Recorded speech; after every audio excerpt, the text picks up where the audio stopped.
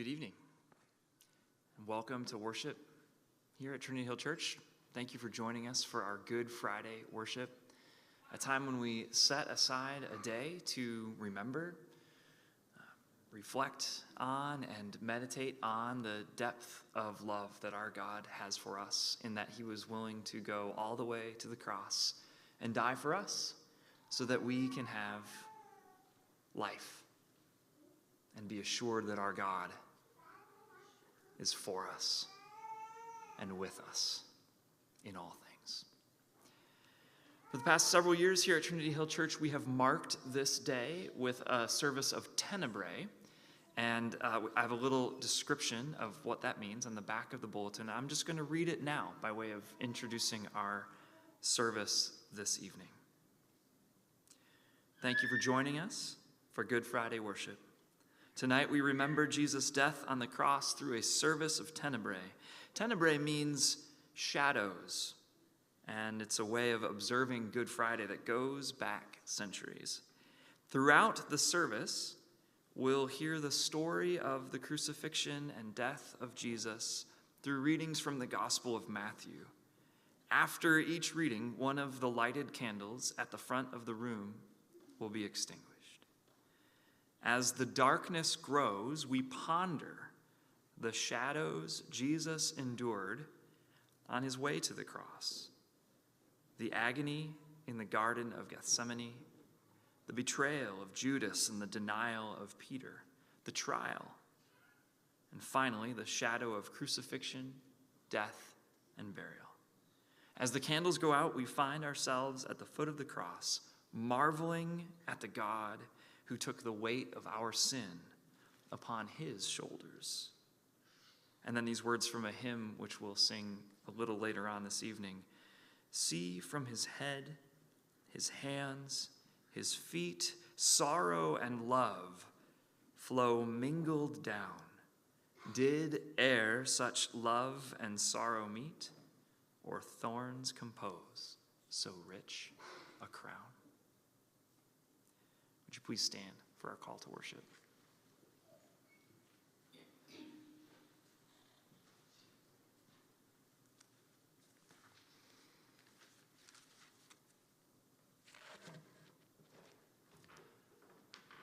God so loved the world that he gave his own dearly beloved Son, so that everyone who believes in him will not perish, but have everlasting life. On this day of remembrance and hope, we declare with joy, God did not send his Son into the world to condemn the world, but to save it. Let us pray.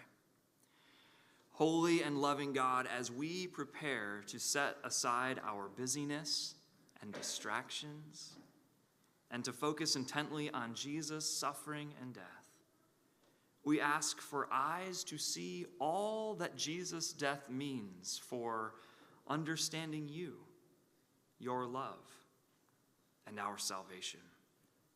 We now take a moment of silence to prepare our hearts and minds to worship you, O God.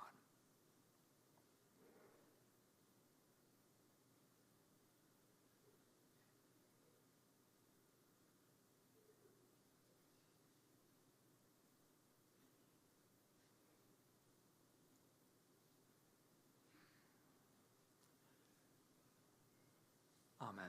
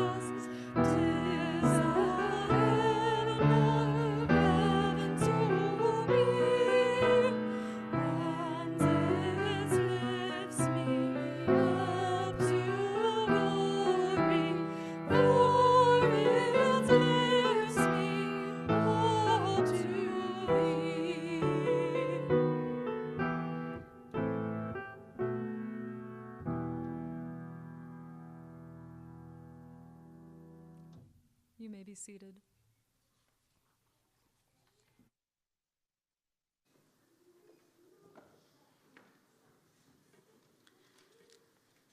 Then Jesus went with his disciples to a place called Gethsemane, and he said to them, "Sit here while I go over there and pray." He took Peter and the 2 sons of Zebedee along with him, and he began to be sorrowful and troubled. Then he said to them, "My soul is overwhelmed with sorrow to the point of death. Stay here and keep watch with me." Going a little further, he fell with his face to the ground and prayed, "My Father, if it is possible, may this cup be taken from me, yet not as I will, but as you will." Then he returned to his disciples and found them sleeping. "Couldn't you men keep watch with me for 1 hour?" he asked Peter. "Watch and pray so that you will not fall into temptation. The spirit is willing, but the flesh is weak." He went away a second time and prayed, "My Father, if it is not possible for this cup to be taken away unless I drink it, may your will be done." When he came back, he found them sleeping because their eyes were heavy. So he left them and went away once more and prayed a third time, saying the same thing. Then he returned to the disciples and said to them, "Are you still sleeping and resting? Look, the hour has come. The Son of Man is delivered into the hands of sinners.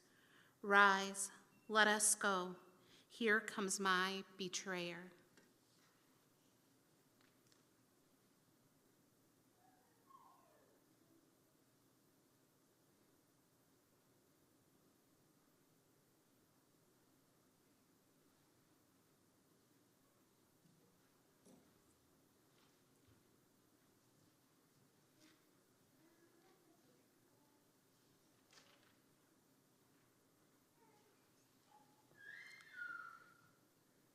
While he was still speaking, Judas, one of the 12, arrived. With him was a large crowd with swords and clubs from the chief priests and the elders of the people. Now the betrayer had given them a sign, saying, "The one I kiss is the man. Arrest him." At once he came up to Jesus and said, "Greetings, Rabbi," and kissed him. Jesus said to him, "Friend, do what you are here to do." Then they came and laid hands on Jesus and arrested him. Suddenly, one of those with Jesus put his hand on his sword, drew it, and struck the slave of the high priest, cutting off his ear. Then Jesus said to him, "Put your sword back in its place, for all who take the sword will die by the sword. Do you think that I cannot appeal to my Father, and he will at once send me more than 12 legions of angels? But how then would the scriptures be fulfilled, which say it must happen this way?"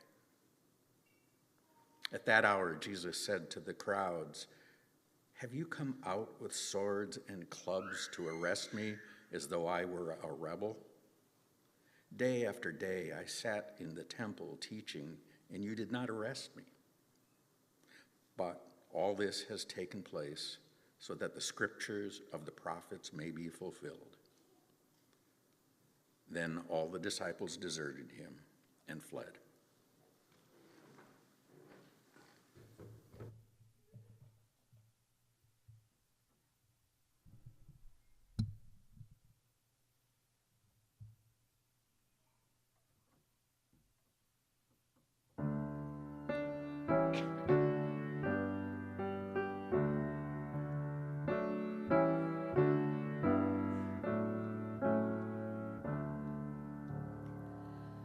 Go to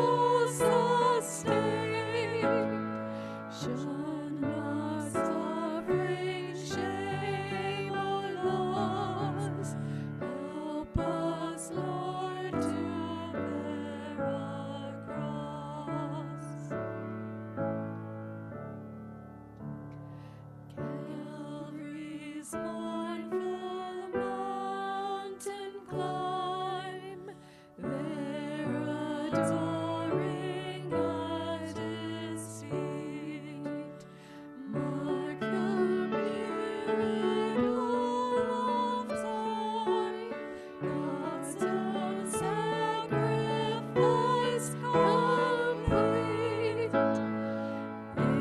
It is finished, hear them cry, save us, Lord, when death draws nigh.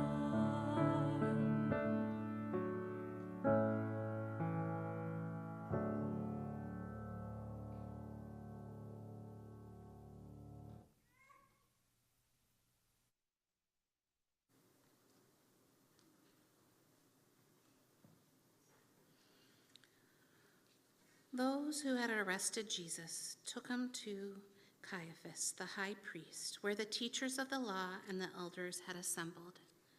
But Peter followed him at a distance, right up to the courtyard of the high priest. He entered and sat down with the guards to see the outcome. The chief priests and the whole Sanhedrin were looking for false evidence against Jesus so they could put him to death. But they did not find any, though many false witnesses came forward. Finally, 2 came forward and declared, "This fellow said, 'I am able to destroy the temple of God and rebuild it in 3 days.'" Then the priest stood up and said to Jesus, "Are you not going to answer? What is this testimony that these men are bringing against you?" But Jesus remained silent. The high priest said to him, "I charge you under oath by the living God. Tell us if you are the Messiah, the Son of God." "You have said so," Jesus replied. "But I say to all of you, from now on you will see the Son of Man sitting at the right hand of the Mighty One and coming on the clouds of heaven." Then the high priest tore his clothes and said, "He has spoken blasphemy. Why do we need any more witnesses? Look, now you have heard the blasphemy. What do you think?" "He is worthy of death," they answered. Then they spit in his face and struck him with their fists. Others slapped him and said, "Prophesy to us, Messiah. Who hit you?"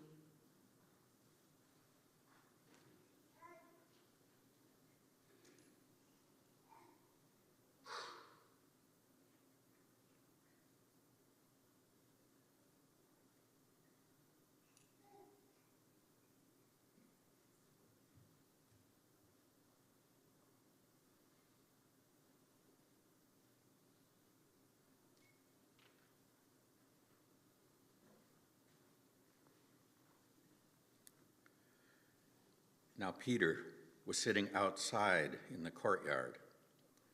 A female servant came to him and said, "You also were with Jesus, the Galilean." But he denied it before all of them, saying, "I do not know what you are talking about." When he went out to the porch, another female servant saw him, and she said to the bystanders, "This man was with Jesus the Nazarene." Again, he denied it with an oath, "I do not know the man." After a little while, the bystanders came up and said to Peter, "Certainly you are also one of them, for your accent betrays you." Then he began to curse, and he swore an oath, "I do not know the man." At that moment, the cock crowed. Then Peter remembered what Jesus had said, "Before the cock crows, you will deny me 3 times." And he went out and wept bitterly.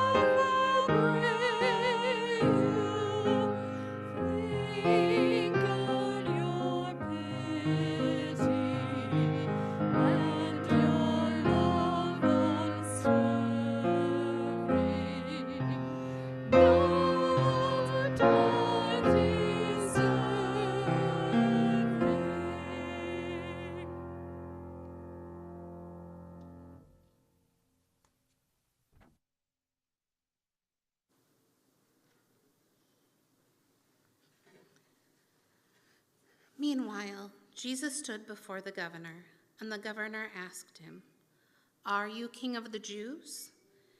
"You have said so," Jesus replied.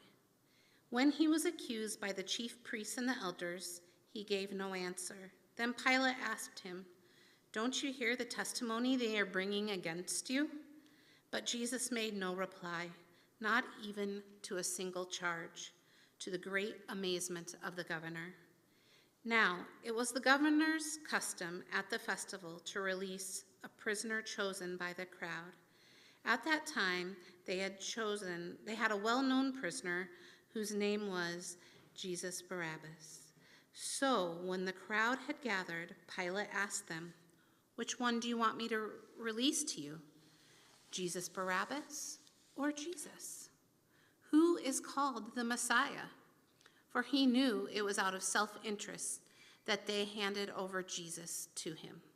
While Pilate was sitting on the judge's seat, his wife sent him this message: "Don't have anything to do with that innocent man, for I have suffered a great deal today in a dream because of him."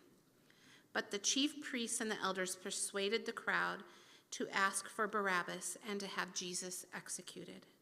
But the chief priests and the elders persuaded the crowd to ask for Barabbas and to have Jesus executed. "Which of the two do you want me to release to you?" asked the governor. "Barabbas," they answered. "What shall I do then with Jesus, who is called the Messiah?" Pilate asked. They all answered, "Crucify him." "Why? What crime has he committed?" asked Pilate. But they all shouted louder, "Crucify him!" When Pilate saw that he was getting nowhere, but that instead an uproar was starting, he took the water and washed his hands in front of the crowd. "I am innocent of this man's blood," he said. "It is your responsibility." All of the people answered, "His blood is on all of us and on our children."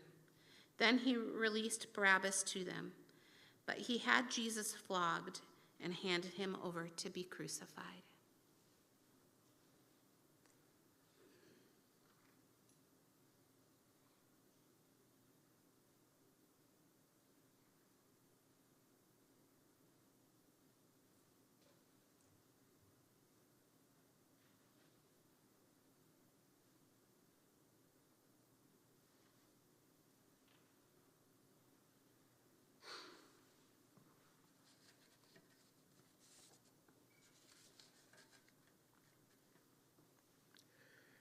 As they went out, they came upon a man from Cyrene named Simon. They compelled this man to carry his cross. And when they came to a place called Golgotha, which means place of a skull, they offered him wine to drink mixed with gall. But when he tasted it, he would not drink it. And when they had crucified him, they divided his clothes among themselves by casting lots. Then they sat down there and kept watch over him. Over his head they put the charge against him, which read, "This is Jesus, King of the Jews." Then 2 rebels were crucified with him, one on his right and one on his left.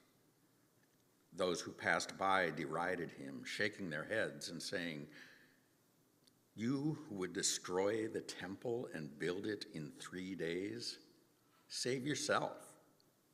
If you are the Son of God, come down from the cross."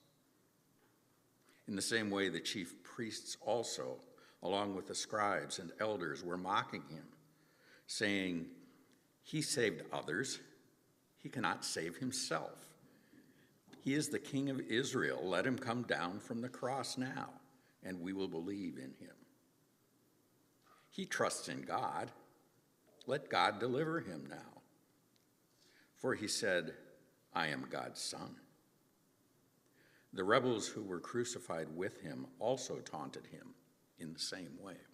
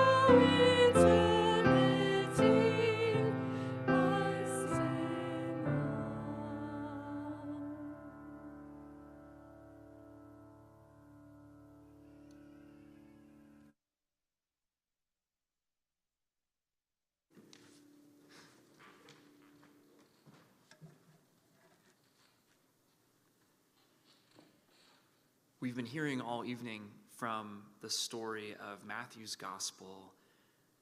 We're going to depart for a moment from Matthew's narrative to hear just one line from the Gospel of Luke. It's a line that Jesus himself speaks as he is on the cross, and it's Luke 23, verse 34. Jesus said, "Father, forgive them, for they do not know what they are doing." Jesus hangs, life ebbing away from his body, tortured on a cross. And in that moment, he calls to mind the people who have played some part in putting him there. And his mind goes to his disciples, his closest friends, the disciples who abandoned him. One who betrayed him, one who denied knowing him, a couple of them who couldn't stay awake for 1 hour and pray with him, and now all of them who have run away, leaving him alone in his moment of greatest need. And Jesus says, "Father, forgive them, for they do not know what they are doing." Jesus can see the religious leaders, the ones who were too preoccupied with their own power and privilege to recognize the Messiah, the one they said they were waiting for. They failed to recognize that he was right in their midst. And Jesus says, "Father, forgive them, for they do not know what they are doing." Jesus can still see Pilate standing before him in his mind's eye. Pilate, the one who had the power to save Jesus, who had the power to save God in the flesh, but he was too worried about what a religious revolt on his watch would look like to the powers that be in Rome. And in a moment of cold, cowardly political calculation, made the prudent decision to save his own career. And Jesus says, "Father, forgive them, for they do not know what they are doing." Jesus can see the crowds, the fickle cruelty of the masses. The ones who cried, "Hosanna, Lord, save us," on Sunday are the same ones shouting, "Crucify him," on Friday. And now they mock him and they scoff at him and they make fun of him. And Jesus says, "Father, forgive them, for they do not know what they are doing."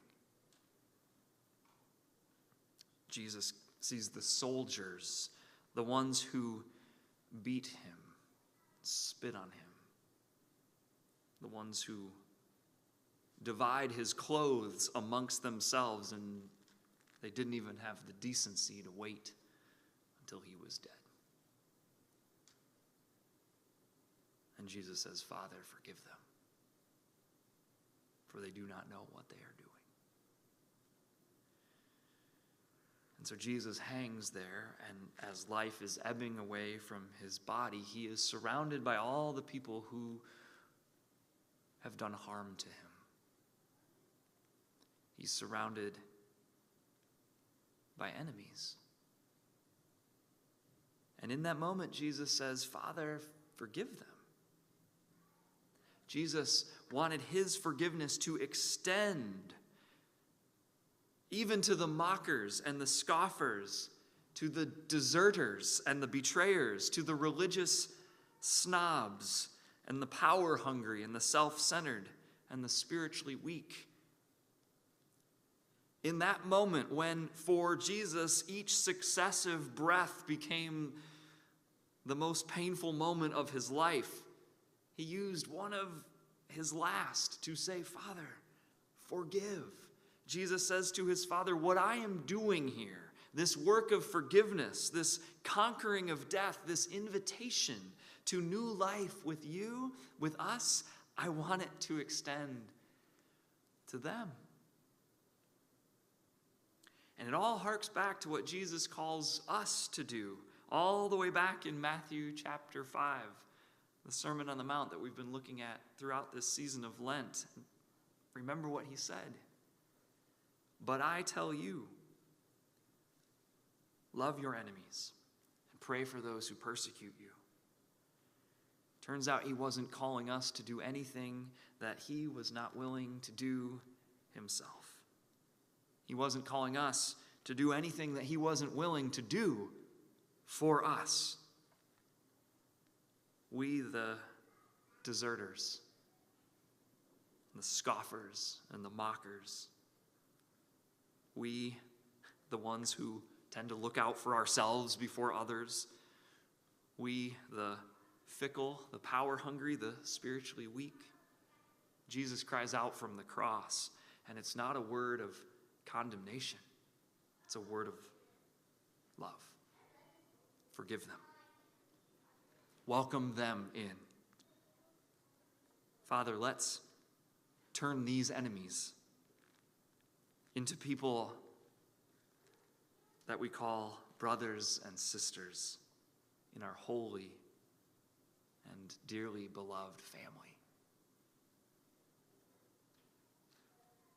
For while we were still sinners, Jesus died for us. Thanks be to God.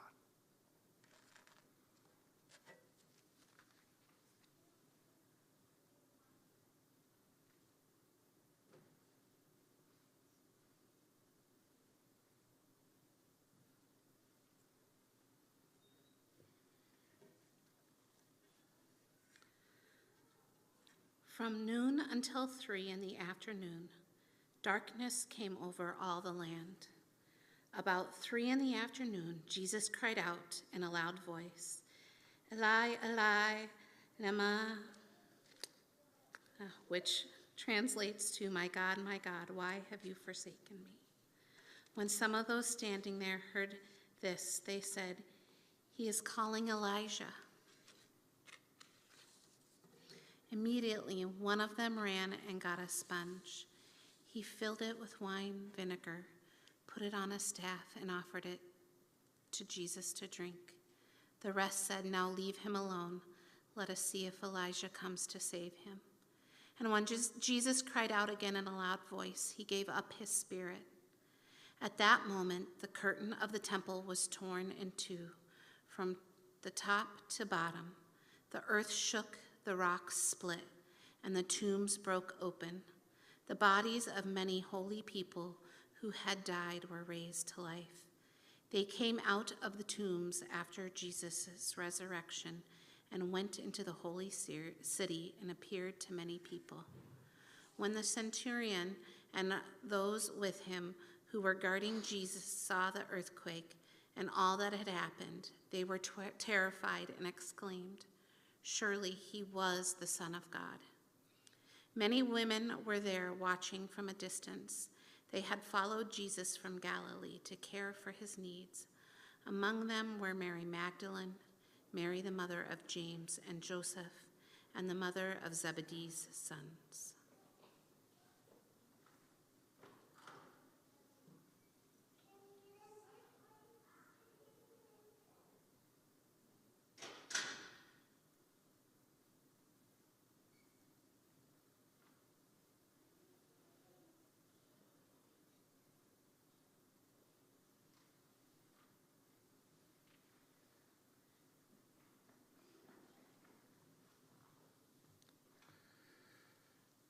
When it was evening, there came a rich man from Arimathea named Joseph, who also was himself a disciple of Jesus.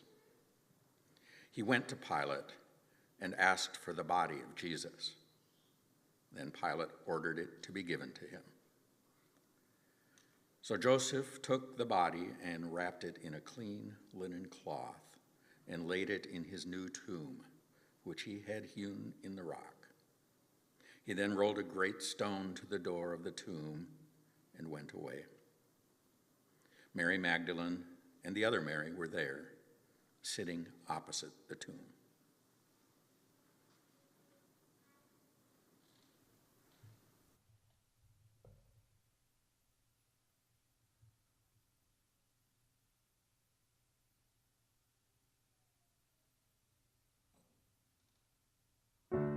Please stand.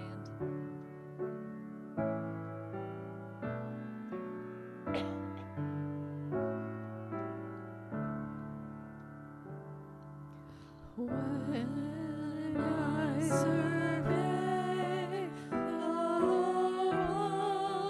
wondrous cross on which the Prince of Glory died, my richest gain I count but loss, and more content on all my pride.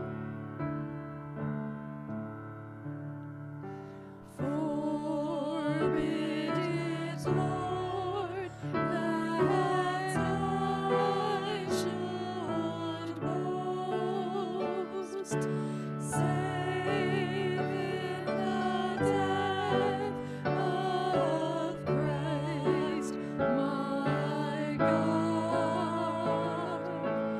All the vain things that charm me most, I sacrifice them through His blood. See from His head, His hands, His feet, sorrow and love flow mingled down. Did such love and sorrow meet, all thorns compose so rich a